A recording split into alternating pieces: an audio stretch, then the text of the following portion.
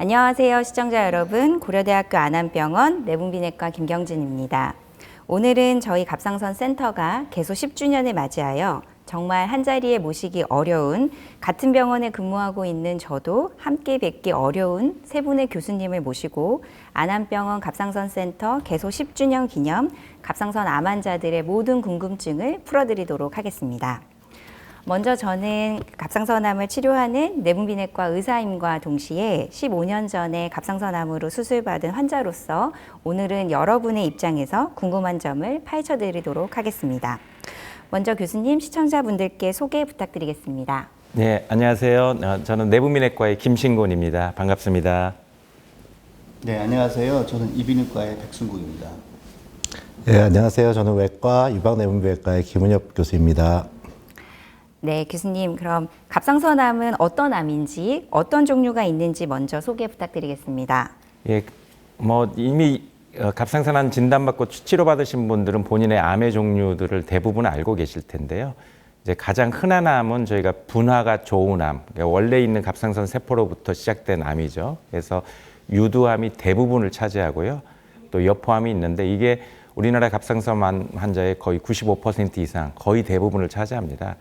그런데 이제 반면에 굉장히 드문 암들이 좀 있긴 합니다. 이 수질암이라고 해서 이 수질암은 한 1% 정도를 차지하고 있고 한 그중에 4분의 1 정도는 가족력이 있어요. 유전적인 경향이 굉장히 강한 암이라고 할 수 있고요.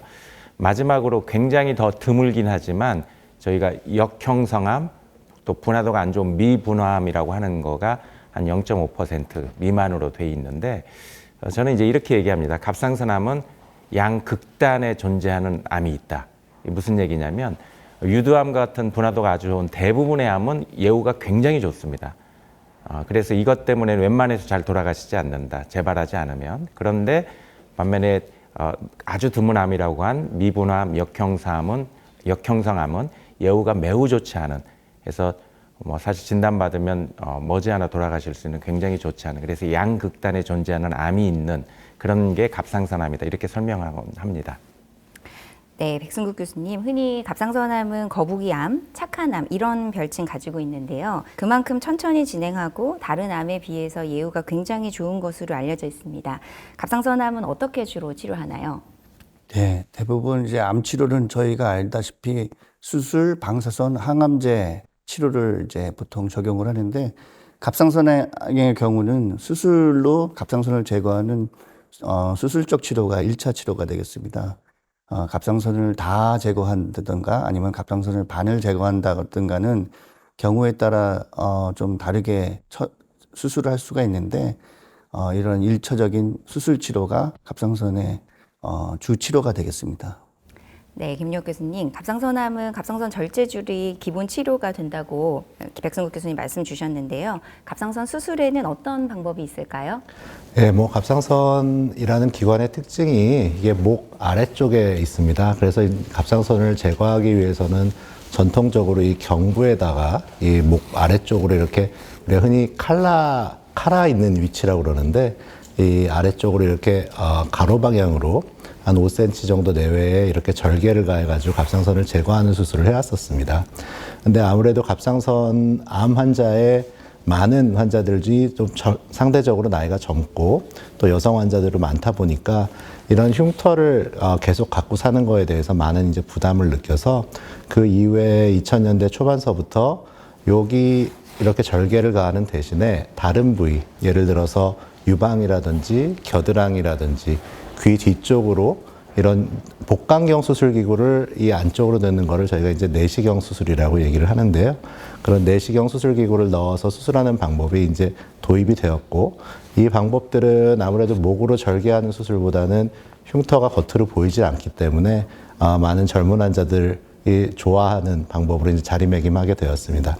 그 이후에 2000년대 말부터 이 내시경 수술기구보다 한 단계 더 업그레이드된 이 로봇 수술기구를 같은 여러 절개창을 통해서 몸속에 넣어가지고 아주 미세하고 중요한 이 작은 부위의 로봇 수술기구를 이용을 해서 갑상선을 제거하는 수술을 해왔고요.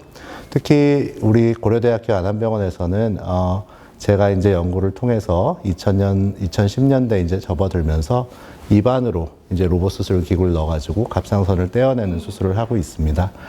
이렇게 수술을 하게 되면은 일단은 상처가 보이지 않는 정도가 아니라 입안 상처는 나중에 다 없어지게 되고, 실제로 수술 부위 자체가 이 입안에서 굉장히 가깝기 때문에 생각보다 통증도 많지 않고 조금 더 가까이서 정밀하게 수술을 할 수 있어서 요즘에 수술 결과가 아주 좋아서 저희 고려대학교 갑상선 센터가 많이 각광을 받고 있습니다.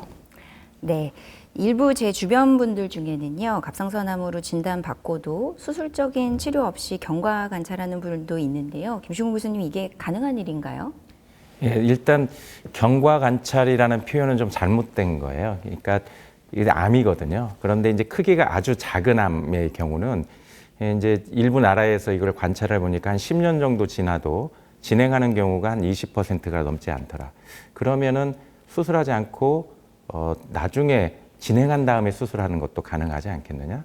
경우에 따라서는 수술하지 않는 것도 가능하지 않겠느냐? 그래서 사실 경과 관찰이라는 표현을 썼지만 암이기 때문에 정확한 표현은 적극적 감시입니다. 그러니까 그냥 경과를 보는 게 아니라 적극적으로 감시하는 거죠. 그래서 변화가 있으면은 이제 수술하는 장단점이 있는데요.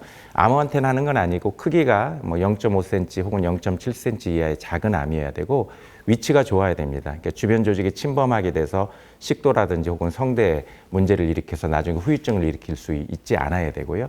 이게 또 캡슐 근처에 있으면 주변을 치고 나가서 주변에 임파선 전이 같은 것들도 일어날 수 있기 때문에 그렇지 않은 전제하에서 매우 작은 암이다 그러면 최근에는 적극적 감시를 저희가 얘기하고 적극적 감시를 할지 혹은 수술할지를 선택해서 하게 합니다. 근데 적극적 감시하면은 싫어하시는 분은 당연히 있어요. 내가 이미 암 환자인데 이 암을 가지고 있느냐, 이게 부담이 되는 분들이 있고요. 근데 또 한편으로는 수술을 매우 싫어하는 분들이 있거든요. 그래서 두 가지 치료법 혹은 적극적 감시의 방법을 저희가 설명드리고 선택하게끔 그렇게 또 권고하고 있습니다. 네, 감사합니다.